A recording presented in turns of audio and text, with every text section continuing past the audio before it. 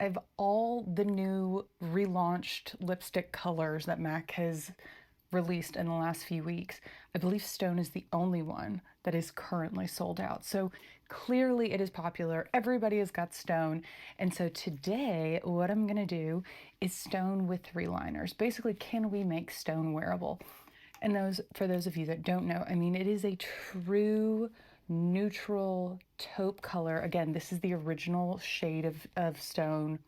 This is not the new one. The new one has a little bit more brown in it. I think it's actually a little bit more wearable. This is not a traditional lipstick color at all. So let's make it wearable. Let's make it modern. How do we do that? 3 different lip liners.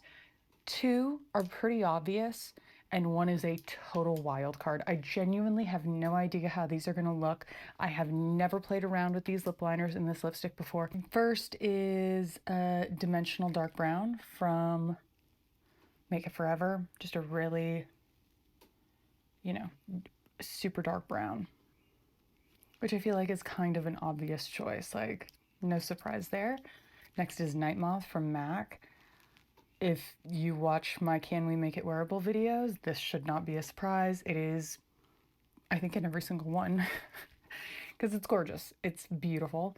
And finally, this is the wild card. I really have no idea how this is going to turn out. This is from Inglot. I have no idea if this is still made. It is so old, but it's a really unique color, so I kept it even though it is old. No idea what color it is. It is like a bright pink liner.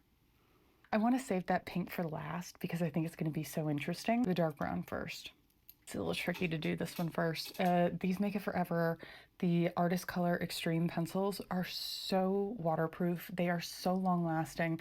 I have a micellar water wipe because once this dries, it does not budge at all. So they're amazing, but they're also a little challenging.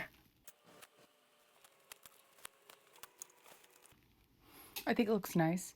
It's a different look. It's like a neutral taupe. This is the obvious choice to me for a liner to go with it. I like blotting with these lipsticks, especially when it's like a little bit unique color. I just find that blotting makes it a little bit more lived in. If I really wanted to like do this for the night, I'd blot, add a layer of powder, add another layer of lipstick, blot again. And that is going to keep it locked in place all night.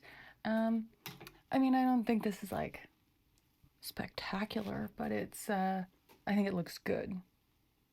Yeah, I mean, it looks good. And a little unexpected. I mean, this shade is just super unique. Possibly one of my all-time favorite lip liners, MAC Night Moth. This is MAC, right? Yeah, MAC. Kind of a failed experiment on this one. I'm surprised because Night Moth usually is my favorite, but this color is actually a little darker than I realized, and it just kind of mushed together. I could have set it with powder, and obviously that would stop the liner from mixing with the lipstick, but even then, I mean, they're really close in terms of like depth of color. So I don't think that's the right one either. Let's see what this pink looks like.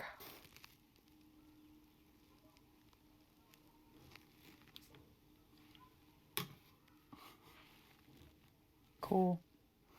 If this ever happens to you and you have a pencil that's like this, like a metal container or a plastic container, and it breaks and it's not like small enough that you want to throw it away, like over 1/2 inch, just hit it with a blow dryer, can melt it and then squish it back in there. It's so crazy that I bought this thinking this was like a My Lips But Better shade. I don't know what was going on then. Just because I can, let's do this with a lip brush. I mean, it is not a traditional combo at all. The undertones are a little off. Like the pink is a cooler like a cool blue, and this is more of a, even though Stone is a taupe, it has like an ochre undertone. I don't think it's a combo that I normally would have picked. It's very fun. I think the search continues for like a fun lip liner to wear with Stone. Otherwise, you just wear it like with that dark brown, and that looked like totally obvious. It looked great. But can we do better?